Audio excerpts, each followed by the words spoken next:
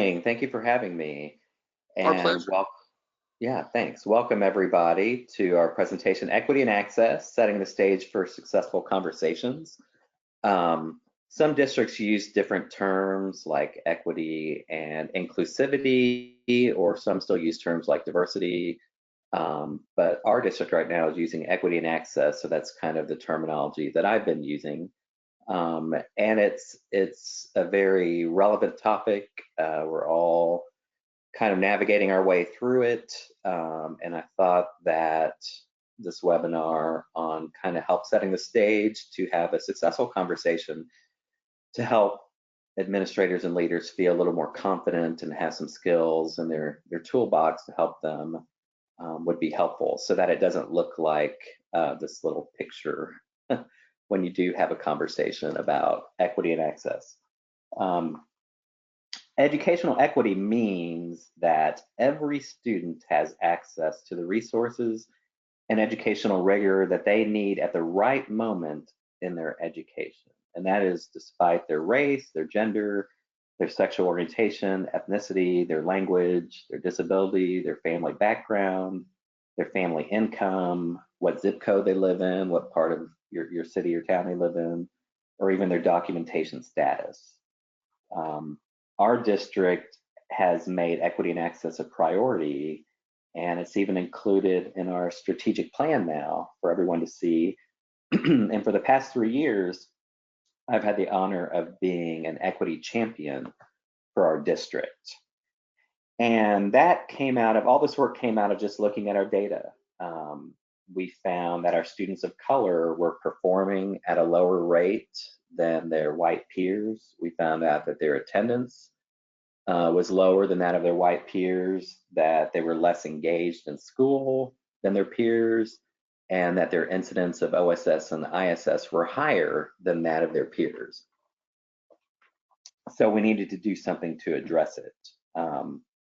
So one of the things was creating equity champions to work with leaders, staff members, families, and students in our district.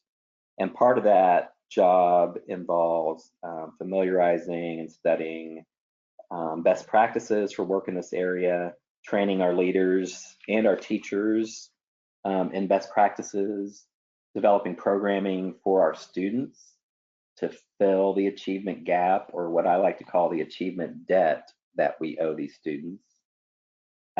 We assist our leaders and our staff with difficult conversations. If a principal has a family coming in, sometimes they ask the equity champions to come in and to help facilitate those conversations. And then we also let the community know the different supports that we offer. And we make partnerships with different community organizations like NAACP and GLSEN to help show that we really value this work and that we're here to support all of our students. Oops. So defining our why before we get started. My why is a very personal one. I'm a person of color, I'm Mexican American, and I grew up in a school that was 99% white, and 100% of the staff members were white. I'm also gay, and as far as I was aware, from kindergarten to high school, there was not another gay person I ever saw. So there was not any mirroring or validation of who I was as a student. And for healthy development, students need mirroring. They need to see people like themselves in leadership positions. They need to know that there are people that look like them doing important jobs and different types of jobs, and that they can be successful, and that their culture can be acknowledged and seen in the curriculum. So it's very personal to me because I grew up without anything about my culture or my life validated or in any kind of curriculum, ever talked about in any kind of classroom. It was very isolating, even though I got a lot out of my education and I loved school. I still felt isolated, just not quite a part of it, just somehow separate. So it's a very personal thing to me. That's why I'm really driven to do this work. I'm very passionate about it, and I'm always happy to kind of spread the word. So that's part of the reason why I'm doing this presentation today. So think about your why. And for a lot of you guys, I'm guessing administrators, it's because you are going to have to be engaged in some very difficult conversations, sometimes with students, sometimes with parents, sometimes with staff members, either because they feel like they've been discriminated against, or you need to coach them in kind of best practices or help push the needle a little bit with them, so that they understand some of the things they might be doing could be hurtful and or harmful to students. So our focus today is going to be on how to set the stage so that you have a few more skills in this area to feel a little more comfortable and confident in tackling these kinds of conversations.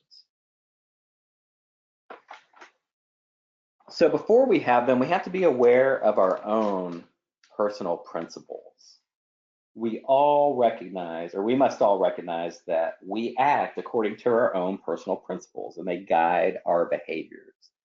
The principles that we hold dear to us, that we subscribe to, that we believe in, they guide our actions and our behaviors. And we have to be aware of what our own personal principles are. Some of those we're very aware of and we're conscious of. Some are just under the level of consciousness, and some we are not conscious of. And when you're engaging in this type of work, you have to start becoming aware of what is in your subconscious and how to understand how that affects what you do, decisions that you make, and to kind of wrestle with what it means, where it came from, and how you might want to look at changing that if necessary. With regard to our own personal principles, we all have implicit bias. Every single person has some type of implicit bias. And on this graph here, that would be the subconscious. Implicit bias refers to our attitudes and stereotypes that unconsciously influence our perceptions, our actions, and our decisions. We may not fully be aware of them. These are stereotypes that lump people together into groups and lay some type of judgment on them. It could be a negative judgment, it could even be a positive one, but we need to be aware of them. I'll give an example. I was working with one administrator who was very open and vulnerable in a workshop, and he kind of identified some of these for us. And for his level of consciousness, he was very conscious of the fact that he tried to treat and greet all students in the hallway in an equitable manner, to say hi to them in the same way, to pat some on the back, to give high fives to some, just to try to be friendly, open, accepting to all of them. That was what he was conscious of, that he was trying to be very equitable. However, when he dug into his subconscious, and he wasn't proud of this, but he admitted that when he saw groups of boys of color, if they were grouped together, it made him slightly uneasy. And he really wasn't sure why, and that's, somewhere in that unconscious, but he recognized that that is an implicit bias that he has, and that it's not okay, and that it does influence his actions. And he identified it as something that he needs to work on, to reflect upon, to maybe even do some more reading on, to process with other people, to address it, because he was sure that it probably wasn't good for him in his professional practices. So next I'm going to ask you, and you might want to jot some of these down, packing your diversity suitcase. What lives in your suitcase with respect to diversity? So identify some of maybe your implicit biases, like the principal did in the last example, and write them down. And this is private for your eyes only. You are not going to be asked to share it out or to share it with anyone, but maybe take a moment to reflect upon an implicit bias or two that you may have, and just jot them down, and that might help help you as you work through this webinar today. Some examples that people have given in the past were, I don't always call home on my Latino students. And sometimes they might feel that the parents don't speak English, or they're going to be at work and they can't reach them, or that the parents are kind of unplugged and not involved or not as invested in their child's education. So that's an example of an implicit bias that one teacher has given me before. Another one, and this one is a positive one, but it is a bias that still we need to be aware of. One example is, I assume that my Asian students will perform well and will follow the rules and will not be a discipline problem. That's a bias that a teacher in a workshop that I had verbalized and wrote down for this one. So we have to understand we all have them. There's nothing shameful or embarrassing about having these implicit biases. Everyone has them. It could be against gay people, it could be against trans people, it could be against obese people, it could be against who knows what, but they're there. The only shameful, embarrassing thing we can do is to not acknowledge them, to not address them, to avoid them, and brush them under the rug and just keep going. That's the only shameful and embarrassing thing to do in this area, is not to work on it. So hopefully you maybe jotted down a few that you might not be proud of, or that you're aware of. So the difficult conversations, getting down to our work today, we need help having these conversations and clarifying our intention before we go into a meeting can really be helpful, because then that's what we focus our attention on. Our intention drives attention, and our attention drives our behaviors. For example, going into a meeting, your intention could be, I really want this teacher to recognize that what they are doing came across as harmful or negative to some of their students. Or your intention going into a meeting may be, I really want this parent to feel heard and validated. So setting an intention can really help kind of keep you focused, so that you're not chasing down rabbit holes and the conversation going in all different directions, unhelpful directions. Okay, and then before we get into the kind of the meat of the strategies, helpful hints to keep in mind when you're having these conversations. You can do, if you look at these bullet points, you can do these things. You can be fully present. You can really listen. You can validate. You can try to hear whoever it is you're working with. You can be fully present. You can let the data lead the talk too. This isn't about you, your morals, or your values, or the other person's morals, values, or lack thereof. This is about the data, and I'll give you an example. I had a parent call in, was upset because her son, who was a white student, she reported that he felt left out because I was running groups for our Latino students, groups for our Black students, and groups for our LGBTQ students.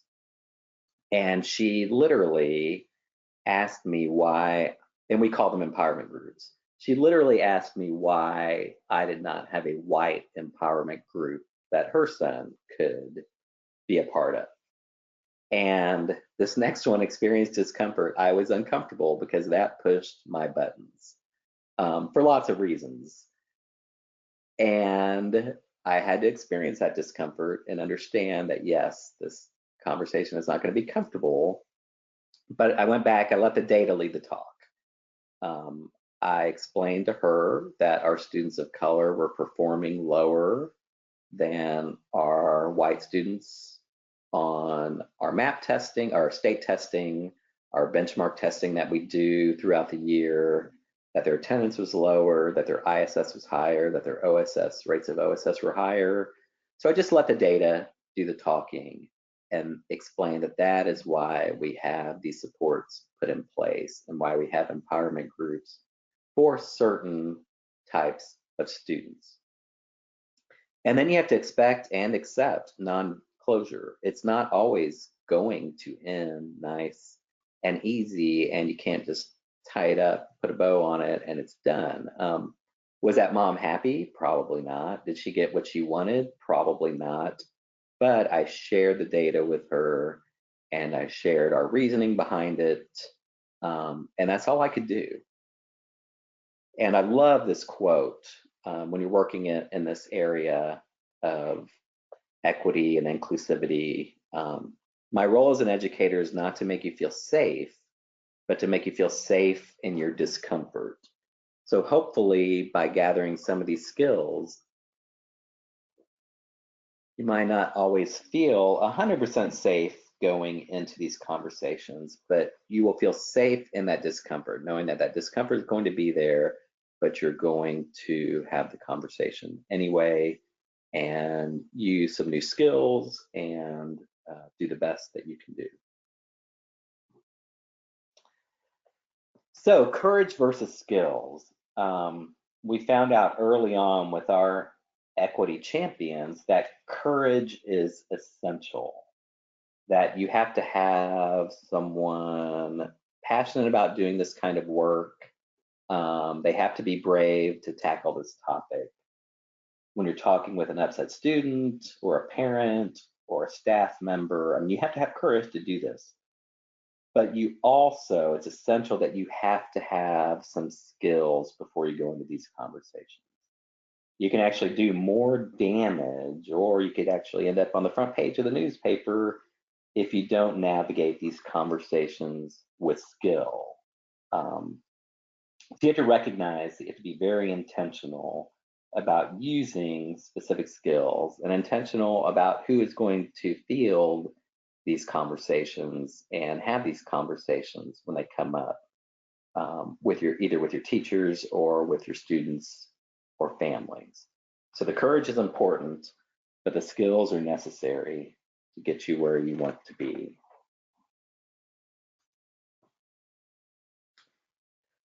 So the second point is to identify your own self-talk. And that goes back to one, knowing that you have implicit bias and that you're aware of what yours are before you go into it. But then by asking yourself, who do I need to be in this conversation rather than what do I need to do in this conversation? As leaders, we have to do, and we've got this huge checklist and we want certain outcomes. And that can be really scary in this kind of work because we're not guaranteed any outcome. So if we focus on who do I need to be in this conversation rather than what do I need to do in this conversation, I believe that it can give us more confidence. It can reframe the way that we look at the whole conversation.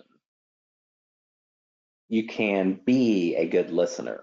Who do I need to be in this conversation? I can be a good listener. I can be someone who validates this person.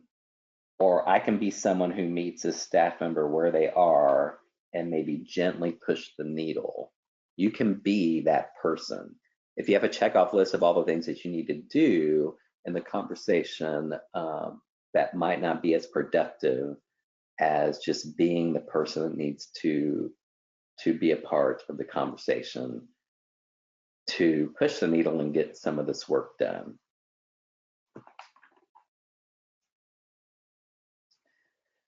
Number 3 is understanding that safety trumps everything. Um, there's a lot of trauma-informed research out there focusing on students, and the same goes for our parents and teachers, that no learning can really take place if your audience doesn't feel safe. So we have to understand that and keep that in mind, particularly with these types of conversations, that the other person needs to feel safe to be able to express themselves, but then also to be able to hear things, and then to be able to open up that prefrontal cortex so that possibly they can see things differently, learn something new, or think about changing something. So safety trumps everything. When we go into these conversations, everyone needs to feel safe. All right, the fourth strategy here is eliminating physical barriers. And again, this is stuff that we all know, but it's just kind of putting it all together under this umbrella as another skill set to apply to these conversations. The location, if it's a parent coming in that you're dealing with, or a student, or even a staff member, maybe not the principal's office, maybe a conference room, or someplace that is kind of neutral if possible. Seating, looking at how people are seated. A round table is always, ideal, but if you have to have like a rectangular one, maybe let the parent or the staff member or the student sit at the head of the table rather than you as the leader. Furniture, trying to ensure that even the seating is equitable, that you're not in the big leather power seat and everyone else is in the plastic uncomfortable student chairs. Just trying to make sure that even your environment and furniture speaks of equity. That can help these conversations. Mirroring posture is also very important. And what I mean by that is kind of recognizing the person's body language, their tone, their rate of how they're speaking, and try to match it if possible. Like if they come in and seem professional and their posture is very upright and attentive, maybe mirror that at first. If they come in relaxed, try to mirror that. If they're talking at a slow pace, try to mirror their pace and talk at the rate at which they are talking. To try to mirror them unless they are escalated. Now, if they're escalated and they're loud or upset or talking really fast, maybe then lowering the volume a little bit, going a little bit slower than what they're going. And naturally, a lot of times people in conversations will just start to mirror the other person that they're talking with without drawing attention to it. Sometimes you have to draw attention to it and let people know that we don't yell in this office, or we don't yell in these conversations. But sometimes just by mirroring them or staying a level kind of below them, as far as more relaxed or slower or a softer tone, can kind of help the other person autocorrect. So it's important just to be mindful of these physical barriers during these conversations. Number 5, the third point, reference. Separate the hot topic from the person.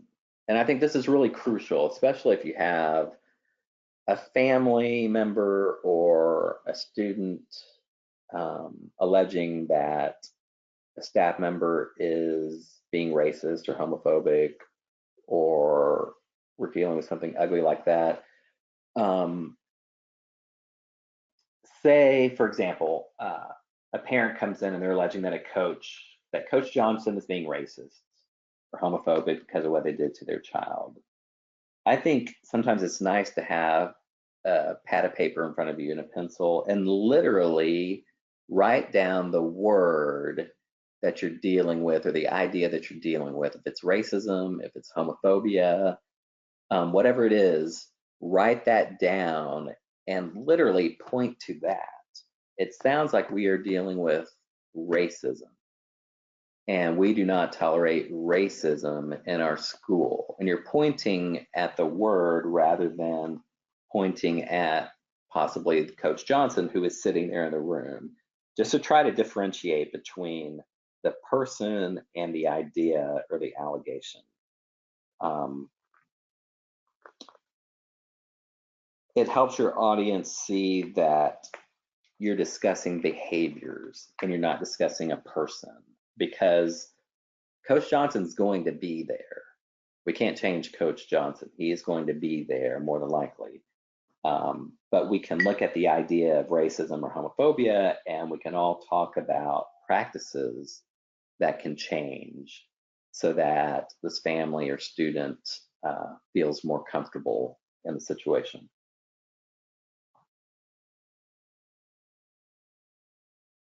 Transparency is very important to foster trust.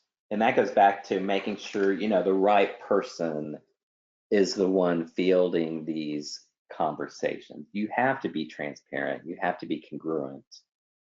Congruency means that your actions, thoughts, and feelings kind of all line up together.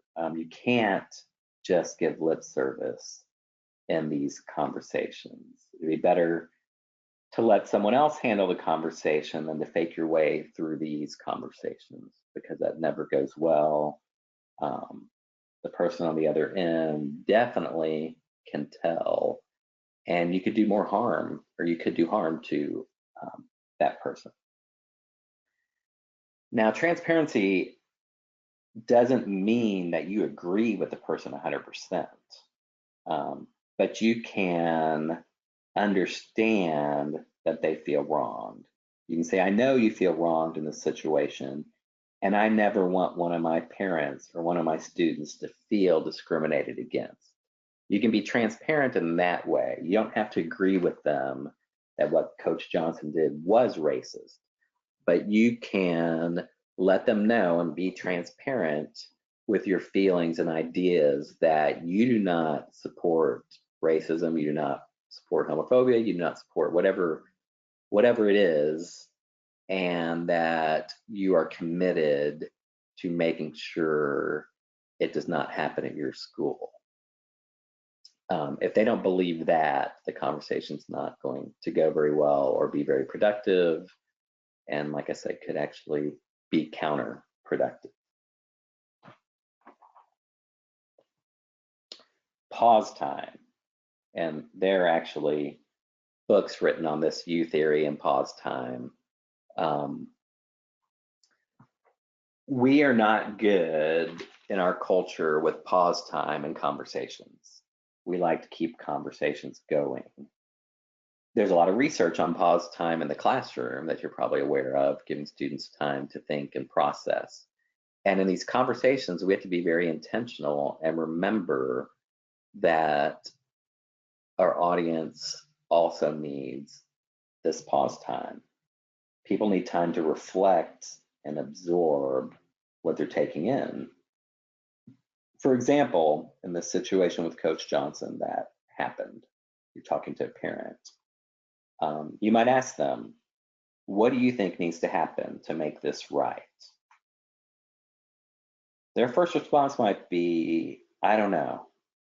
And then it's so easy then for us to jump in and say, well, we could make sure that Coach Johnson does this, and we can make sure that after the student dresses out, we can do this, or we can make sure that, the student gets to class 2 minutes earlier and they get to do, we could throw all of our solutions out there, and that might not be anything that the student or parent needs. We need to give them pause time. So what do you think needs to happen to make this right? The parent might say, I don't know. And then they're kind of looking off to the left or maybe looking up at the ceiling. And then if you give them 10, 20 seconds, then it might come out. I don't know.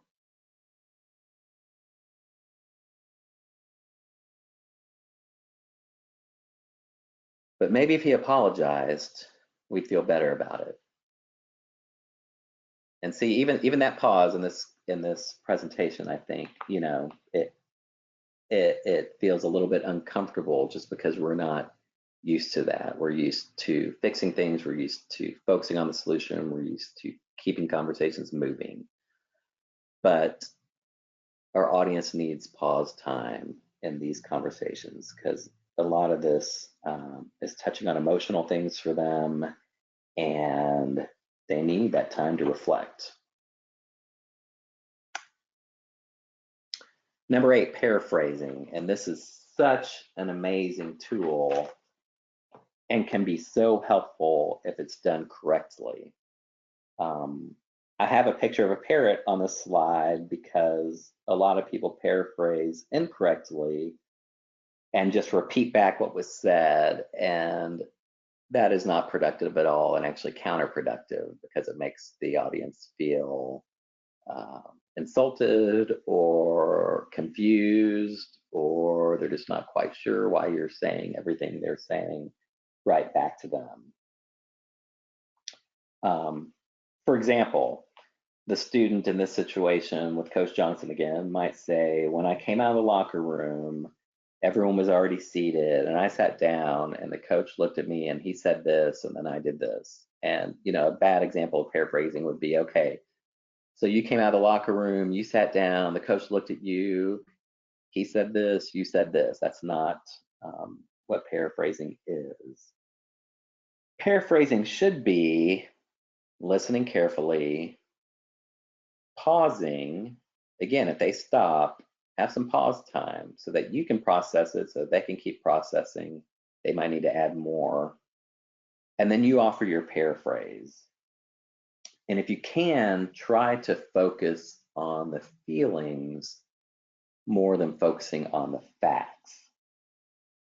So for example, that might sound like, okay, so you came out of the locker room and joined the class and you really felt disrespected. And that will open up the door for the other person to continue the story. And it helps them realize that, okay, this person gets it. Yes, that's exactly what I felt. But then it also gives them a chance to correct you. They might say, no, I don't feel disrespected. I felt like he was picking on me, or whatever the situation is. It gives them a chance to correct your paraphrase if you're not quite right. So if you can focus on the feelings maybe behind the facts, that really helps in a paraphrase. And the thing with paraphrasing isn't, we have to look at this in a different way. It's not, you don't keep paraphrasing until you understand what's going on. You keep paraphrasing until the speaker feels understood, until you are noticing their body language. They are shaking their head, yes. They are agreeing, yes, that is it, yes, exactly, yes. And it opens up the door for them to dig deeper into it and to open up a little bit more. So you continue paraphrasing until the speaker feels understood. And then when you get to the point where you're brainstorming solutions, again, I always think it's important to ask them, what do you feel needs to happen here to make this right? You can't always give them what they want or what they think needs to happen. But I think it's very important to let them suggest a solution, because sometimes it's something completely different than what we have in mind. So to open it up to them first. And then if they really don't know, or if their solution isn't something that you can do in your setting, if you frame your solutions or your ideas tentatively to the audience, I think they're more invested in it, they're more open to it. You could offer suggestions like, I wonder what would happen if you were allowed out of your second period 2 minutes earlier so that you could get to the locker room earlier and get dressed out. Or one idea I'm considering is if you bring your tennis shoes into the gym with you and then you don't put them on the locker room and you do that later. Or one thing we might want to think about is giving everyone just 5 extra minutes in the locker room to get ready for gym. So just to start off your solutions to whatever the problem is with these kind of tentative sentence stems that come across as being more of an interactive, collaborative process rather than just throwing out solutions. I think that can be more productive. And as far as paraphrasing, this is a nice slide that you can print out. That you can literally, I've had people that have told me they have literally kept this in front of them while they're having some of these difficult conversations, because it just kind of helps them to look down at it, to remember the steps, and to be very intentional about it. To listen carefully, to pause, to reframe. And again, I would put in there, using feelings, offer your paraphrase. And then it's really important to listen and watch the verbal and nonverbal cues. Are they nodding their head yes? Are they saying yes? Or do they look confused? When you offer your paraphrase, you can stop and say that you look confused by that, or did I get that right? Or is that not, exactly what it was? Just to tentatively kind of check in with them. And then you're continuing that as they're speaking and describing their feelings and the problem. You continue that until they feel heard and understood. They are nodding. They're saying, yes, that's exactly what happened. Right, that is how I felt. That is what happened. So then, like I said, you ask them for solutions just to see what they have in mind. Let them throw it out there, see if that's workable or doable. And or you offer your perspective with a sentence stem. Is a lot more productive, I feel, when coming to finding a solution to whatever problem it is.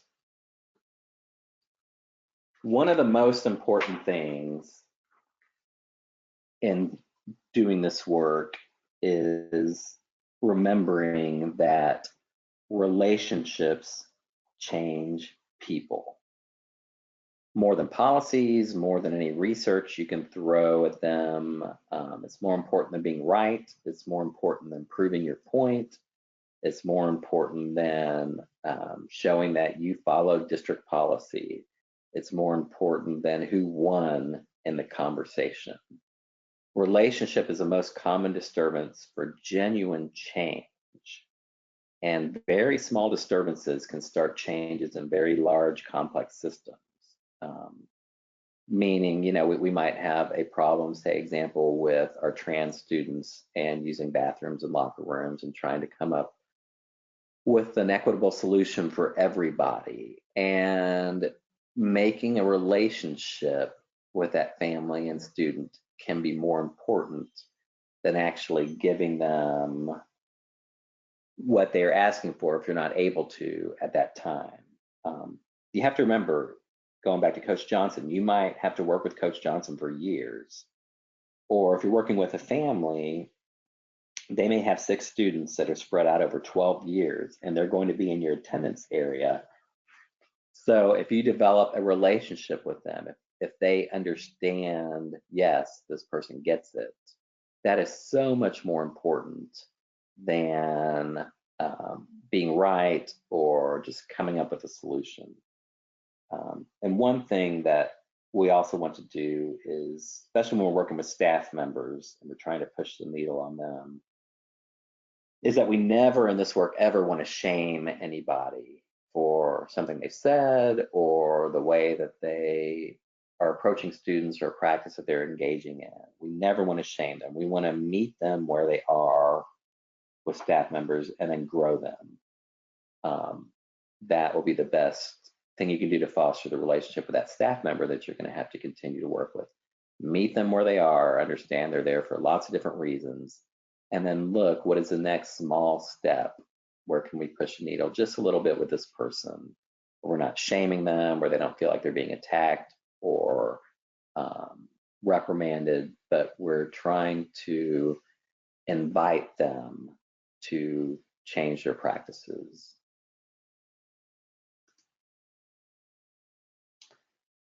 Now, unpacking our diversity suitcase. Later on, if you jotted down a few things earlier, or even if you didn't, you might want to go back and do this exercise on your own.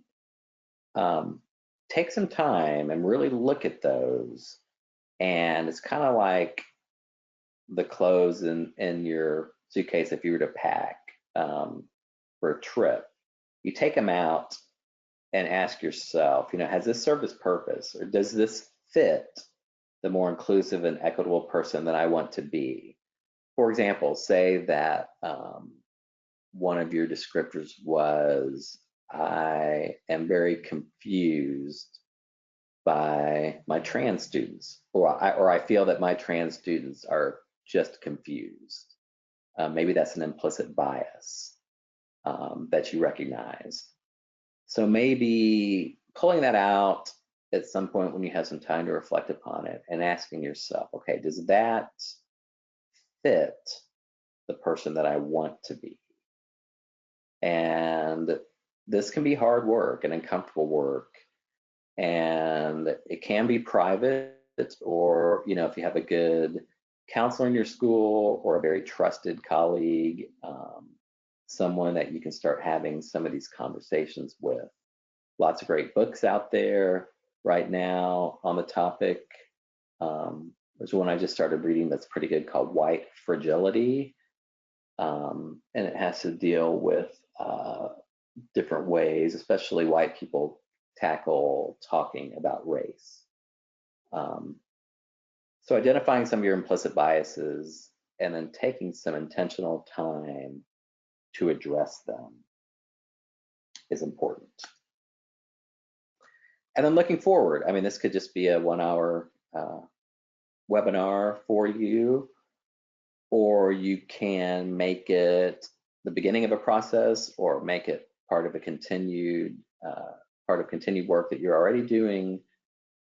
Maybe take some time before you leave this webinar today to identify what's one thing that you will do differently. I think if you actually write down maybe just one thing from this webinar that you learned that you're going to try and do differently, you're more likely to do something differently.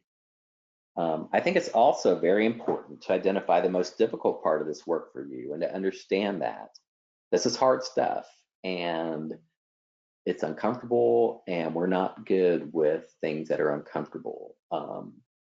A lot of leaders are leaders because they have strengths and they know how to use those strengths and they engage in them all the time. But this is a different type of growing and stretching, and just identifying what's the difficult part of this for me. The difficult part of this for me is actually going to be working with my parents of my Black students, or working with my gay and lesbian students, or working with my Latino boys, whatever it is for you. It's just identifying that and just knowing that's where your area for growth is. And then maybe too, identifying what do you still need to assist you in your work in this area. And it might be, well, I need to do a little more reading on it, or I need to watch a few more seminars on it, or I need to find a trusted person that I can start having some conversations with about these topics. So maybe, if you could just, for each of these 3 bullet points, identify one thing you will do differently, identify the most difficult part of this work for you, and what do you still need to assist you in your work. I think if you can identify something for each of those sentences, that you will get more out of this 1-hour workshop, and it could possibly impact what you do on a daily basis, and it will make a difference for students, for parents, for staff members, and for all of your stakeholders. I went a little bit fast. I finished a couple minutes early, and I know we're going to save time for questions, but I never mind answering questions. So I put my email on here for you to email me, and I'm very passionate about this work and always more than willing to help out and answer questions. So thank you very much. And then Arlen, I will let you kind of help me out with the questions. Yes, Brian, thank you so much for sharing these wonderful strategies around access and equity here to have successful conversations. Really appreciate it. This webinar was recorded and it will be made available on the Ed Leaders Network archive. So if anybody had to log out early or got in late, you can catch up on that at the Ed Leaders Network website. Brian, the first question we came in here goes back to the paraphrasing and pause time. Can you give additional examples of pause time regarding difficult conversations? It's hard to use pause time and not escalate a situation. Okay, so another example for pause time would be, okay, let me think. A parent just might be expressing anger. And they might, my student, this happened to my student and it shouldn't have happened. And that teacher's picking on my kid and I'm not going to put up with it.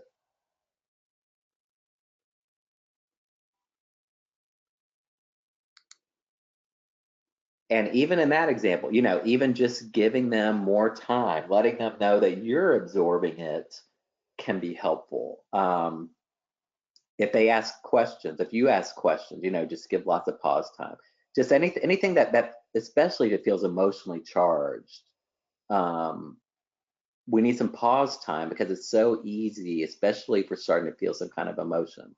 And if that's fear even, or just extreme discomfort or uncertainty, whenever kind of you notice an emotional reaction on either end, I think it's really important to give pause time because again, when we're emotional, our brain's in a different state and our prefrontal cortex isn't readily accessible and we need a little bit of time kind of to get that back on board. So I think it actually helps de-escalate and not escalate. So I hope that kind of helps. When someone is expressing themselves, sometimes they need time to just kind of process and let a little bit more come out. And it's not natural, but with practice, it can become easier for you to engage in that. And I just find it to be very helpful. I'm a counselor, so I've had lots of training in that, and I use it with students all the time and staff members. And I just found pause time to be a very, very effective tool to going to kind of a deeper level than just a surface level and to let a little bit more come out. Because sometimes when the other person feels just slightly uncomfortable, it'll kind of incite them to go a little bit deeper, which can usually be more helpful.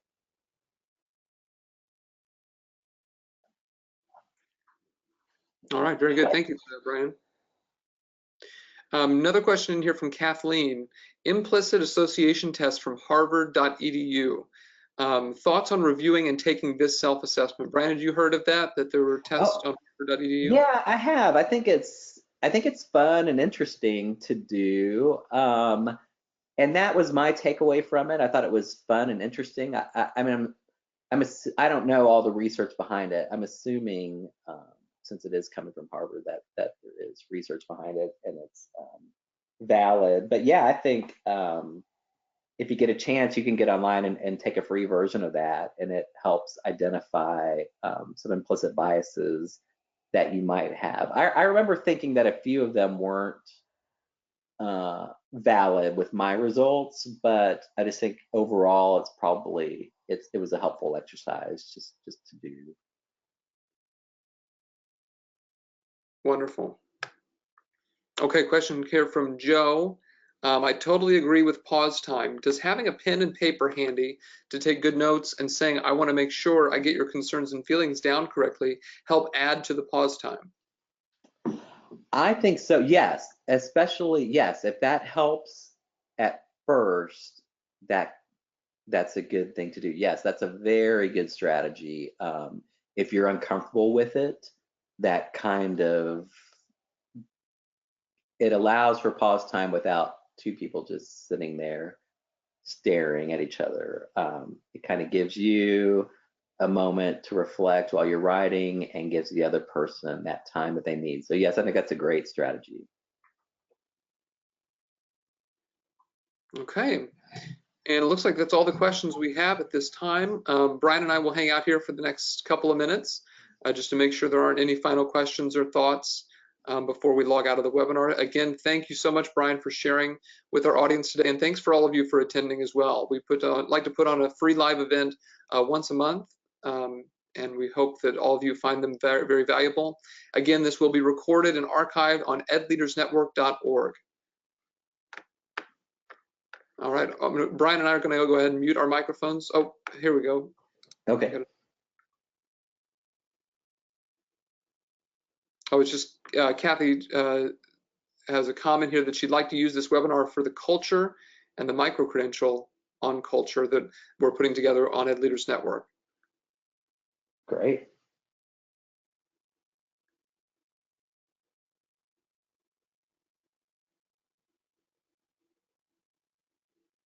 And if you don't have any final questions, you are free to close the GoToWebinar control panel by Xing out in the control panel, and that will log you out of the session. Take care, everybody. I hope you have a great rest of the start of the school year.